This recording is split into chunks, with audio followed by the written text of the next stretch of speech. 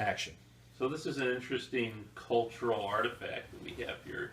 You said this was your grandfather's? Yep, found it in a bunch of his old mail. My grandfather never threw anything away. Like he had, like I have a bucket full of his old mail from like 1972 and 1973, and this was in there, and it's Smulekoff's private invitation sale, 2 tickets, admit two tickets, Sunday, October 29th, 1972, which is actually very close to the day, because it's October now.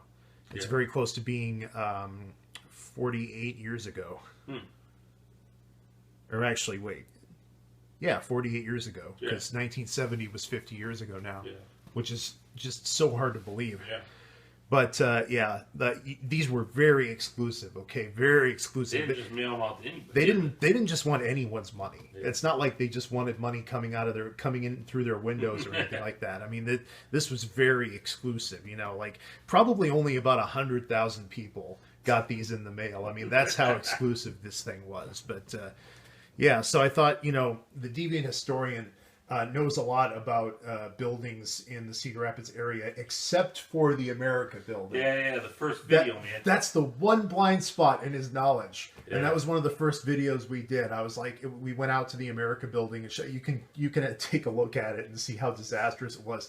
I had like a really cheap camera that barely had a microphone at all, and like you know how they say like filmed with a potato, this thing was like a French fry. That's what but wow. And I just off the cuff I started asking the Deviant historian about the America building, and it's all kind of like, yeah, this thing was built like in the 1920s or like maybe the late 30s, I'm not sure. I have no idea. Yeah, something like that. And yeah, it's here, and it sure is a building, all right. And it's office space and some retail on the first floor, you know. Yeah.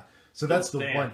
That was the one blind spot in his knowledge. So that was really bad luck for me. But he does. I have heard him talk about Smulekoffs before. So I'll go ahead and give the stage to the Deviant historian. He can tell us about the store Smulekoffs. I have some memories associated with Smulekoffs myself, so I'll chime in too with a couple of things.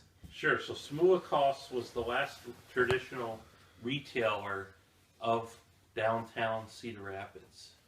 And that's a real fascinating thing to think about, because before the mall, I think Lyndale Mall came out in the 50s or 60s, somewhere around there. And it was an outdoor mall at first. Yeah. And it was like a pedestrian type mall.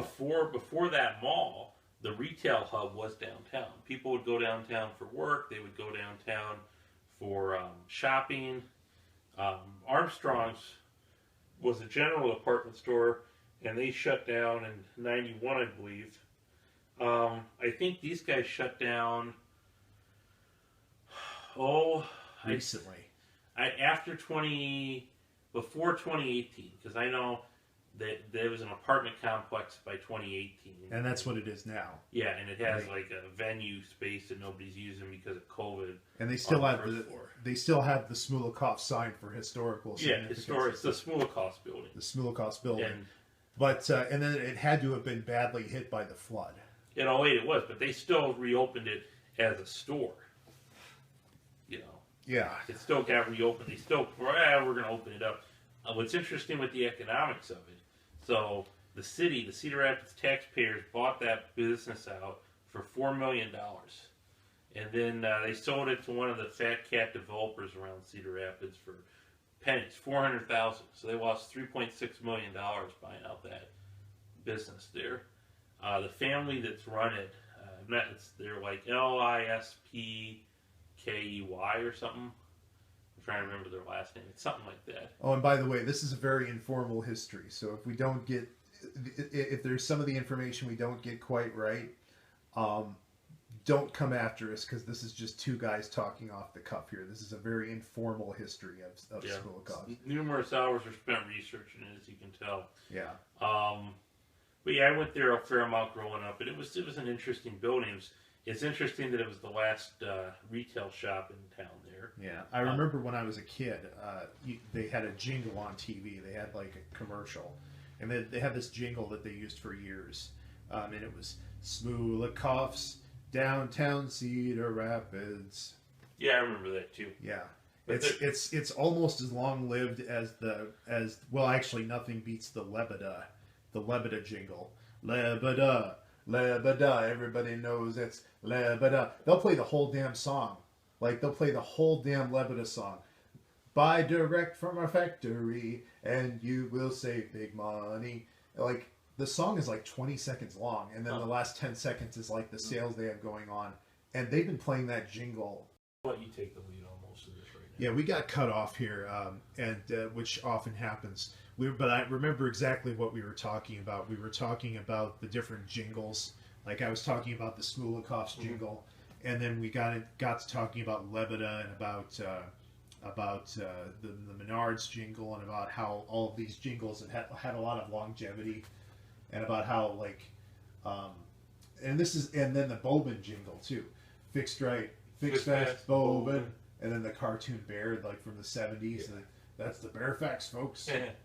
But yeah, we've already covered kind of the modern history of Smulekoff's, like what happened to it after the flood. So what we're going to do now is we're going to go back into the past. We're going to go step into the Wayback Machine, and we're going to have the Deviant historian tell us about the origins of Smulekoff's in Cedar Rapids, Iowa. So certain shops were started in Iowa in the Cedar Rapids area by Russian Jews. And these guys came from Russia years ago, before the Soviet takeover and all that, and just kind of did merchant work, stuff like that. And then they set up the Smulekoff store. And would the Seagulls be another family? Yeah, they're Jews. I went to high school with them, some of them, and they're from, I think, the same kind of thing. But it was interesting seeing that and Seagulls had a shop downtown for years too. They still have a shop, but they moved to what I would consider the main street of Cedar Rapids, which is First Avenue, and that's really where you see a lot more of the legitimate retail businesses going, because downtown's just taxpayer funded escapades and boondoggles and New Bull Market. And when I think of like Cedar Rapids, particularly kind of the northeast and southeast sides, I think of three main streets. Okay. I think of First Avenue, which includes the goes through Marion as like 7th Avenue, Marion Boulevard. I think of that, and it's 151 technically. Yeah. Think of that. I think of 151. I think of Blair's Ferry, and I think of Collins Road. Yeah. Yeah. And then there's several feeder streets that are just smaller ones that feed off of it, but those are really kind of the major ones. And Blair, I think of Center Point Road to some extent too. Yeah. But that's more of a neighborhood street too. And I also think of Mount Vernon Road. Yeah. But that's way off to the southeast side. Yeah, that's pretty out there. That's a feeder. But I do really like Mount Vernon Road. It's probably one of my favorite streets in Cedar Rapids. And my favorite one would be Center Point Road, because to me there's a lot of restaurants, the food co-ops there. Center Point was kind of the original. It was kind of the precursor to 380, wasn't it? Yeah. Because it's the road you would take if you wanted to go from Cedar Rapids to Center Point, Iowa. And then in the middle of that road, there's a town, and you know what it's called? It's Midway, and it's the midway between the two towns. But it's this tiny little unincorporated town called Midway. Was it ever incorporated? No, I don't think so. Okay. It has like one gas station that's shut down, and then like a dozen homes or two. What's that town that kind of runs along First Avenue that was incorporated at one point? There's Kenwood. Kenwood, that's it. Yeah, and that's where like the Irish Democrat and Kenwood Park is, and a lot of that stuff. And there were actually a number of towns, like 3 towns incorporated along Center Point Road at one point, but they all died out like well over 100 years ago. The last of them really being the Buffalo Township, and that's where there was the Buffalo Church that shut down maybe 5 years ago now. Yeah. And that one, but and then Kingston was a town, right? Mm-hmm. And what's interesting with Kingston, and I'm really in the railroad stuff, is that Cedar Rapids, what made Cedar Rapids the power center it is the railroad, because Marion was the county seat up until about 100 years ago. And then Kingston and Cedar Rapids were fighting it out. And the politics of George Green and of the railroads and all that stuff, the trains went to Cedar Rapids. They bypassed Kingston. It's always about the railroads. Like in the late 1800s, early 1900s, the railroads are it. Like the railroads made and broke towns. It put you on the map. It puts you on the map. And I find it really sad, and we'll get back to Smulekoff's in a second, but the two big railroad bridges in Marion got torn down recently. Yeah, I saw that. Really sad, really sad. It was a stupid thing that the Marion City Council decided to do. I was always hoping that they would turn those bridges into like bike trail bridges or pedestrian bridges or something like that, because they're pieces of history and they really should have had some kind of historical protection. I always kind of considered that bridge that runs across 7th Avenue to kind of be the unofficial gateway into Marion. Yeah, I like that, gateway to Marion. It's so sad that it's gone, and I'm never going to get over that. And I've already avoided driving down 7th Avenue in Marion because I just hate what they're doing to Marion. But now I avoid it even more. I avoid it like the plague. Like if I have to drive through Marion, I usually go down like 5th or 6th Avenue instead of 7th. Or sometimes I'll do 8th. But I avoid 7th Avenue like the plague. But anyway, getting back to Smulekoff's, let's talk about the rise of the department store. Okay, so I would say you'd have your major ones like Sears and the chain stores and those that really kind of took off at the turn of the century, last 1900 or whatever. And then you would still have kind of niches for independent stores like Armstrong's and that. And then Smulekoff really served a specific type of niche. They were a furniture shop, and they were really the two independent furniture shops that I would say that made it quite a while was Hall's Furniture, which is off of Collins Road, one of the roads we talked about, and now it was a Collins facility for a defense contractor. Now it's been abandoned for years. And then Smulekoff's for furniture. And I think part of it with Smulekoff's is that they had the central location, they had a fair amount of advertisement. They were like, Smulekoff's, downtown Cedar Rapids. And I think, we covered that earlier. Yeah. And it was a really distinctive building. It's cool that they kept the sign up and that they kept that going. Whenever you want to sell a building as an apartment, as like a kind of a trendy apartment complex type thing, or trendy, what would you call them, like lofts, or you always have to keep the old signage. Yeah. Because that's what will attract all of the wealthy young hipsters. Yeah. Well, you know what? I lived across the street from that Smulekoff building for years. Yes, you did. Yeah. And I paid hardly anything for rent because the facilities I lived in was called Riverview. I had dumpster view. It was like half the price. You could just view the dumpster. But anyhow, well, it was a very utilitarian, building. Yeah, and the amount of rent those guys were paying, they have the privilege of living at Smulekoff's, is just ridiculous. Yeah. And the wiring work there, because I worked in different utility industries that dealt with certain wiring.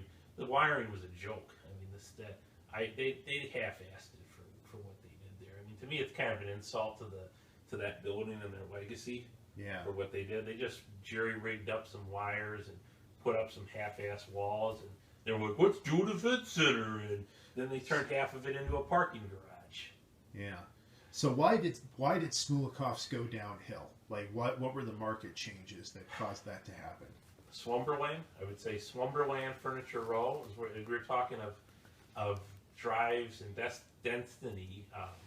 The second busiest intersection in Iowa is Collins Road and First Avenue, and that's right by Best Buy and a jewelry shop and some restaurants in that intersection.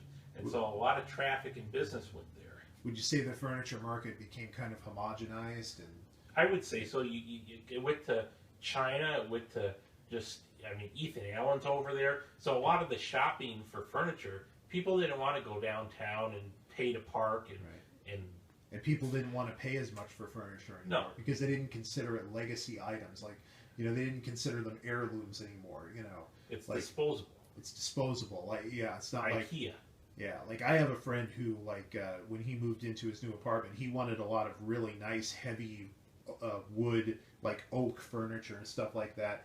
And like I have to admit, I myself, a lot of my furniture I get like really cheap to free kind of discount because I'm not the type of person who like really needed those like those kind of, that kind of like long fancy, yeah it didn't have to be fancy, but here's the thing though, the good thing about that fancy furniture is that it has longevity.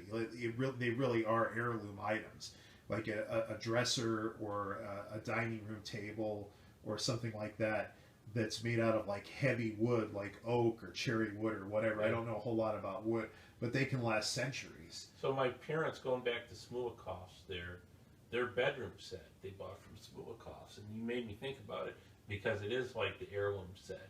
Yeah. Now the drawers on it are kind of, handles all busted off, and they have these cheap ass ones that they put on in place of it. But I always saw that dresser as a symbol of their marriage, because my mother was like, years ago, we need to upgrade our furniture there and all that stuff. But I never wanted them to get rid of that. I always liked that stuff. And it's built a lot better than the cheap shit that they make in China now, or that they just make out of particle board. Yeah, and that's what a lot of my furniture is made of, is particle board. Yeah. And I'm kind of the kind of person that led to Smulekoff's going downhill, like, or going out of business, because there are a lot more people like that now who just don't think of furniture in the same way that people used to. And you hit the nail on the head with disposability, because that's what everything is now, is disposable.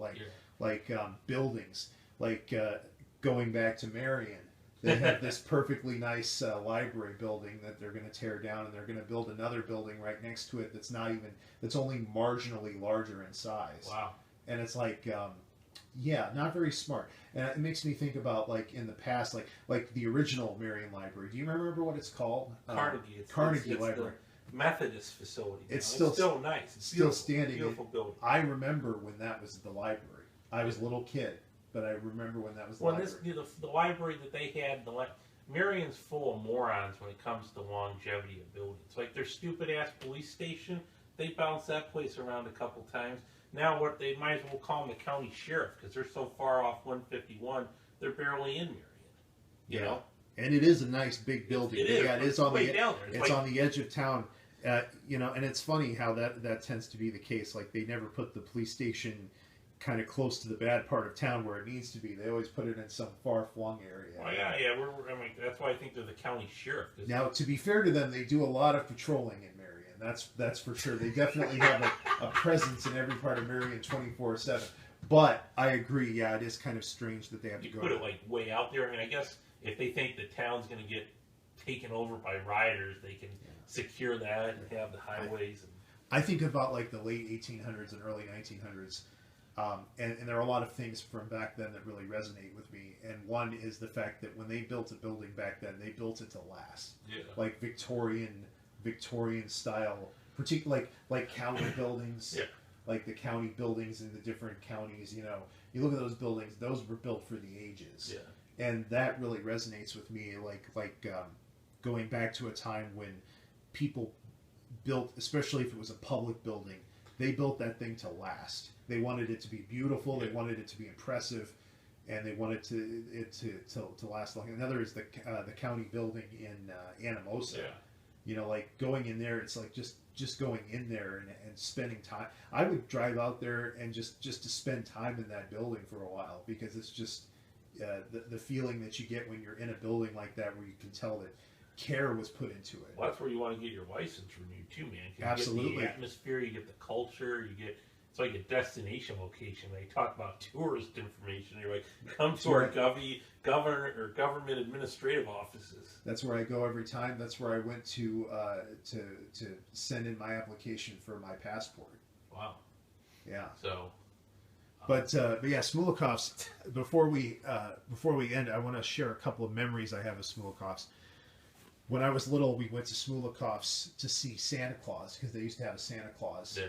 And it was kind of an interesting Santa Claus, because it was he was dressed in green, a green suit. Wow.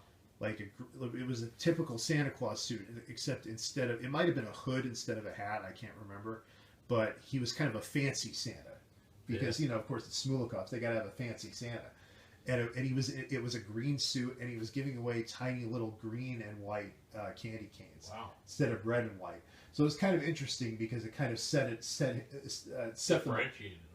them apart a little bit. So yeah, so it's kind of cool.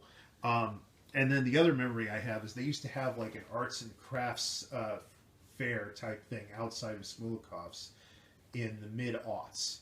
And I used to go there because I had family members who were craft makers. And we would go there and we would spend the day. And I remember one year there was this guy with like geodes, and he cracked open some geodes and he gave them to me just for free.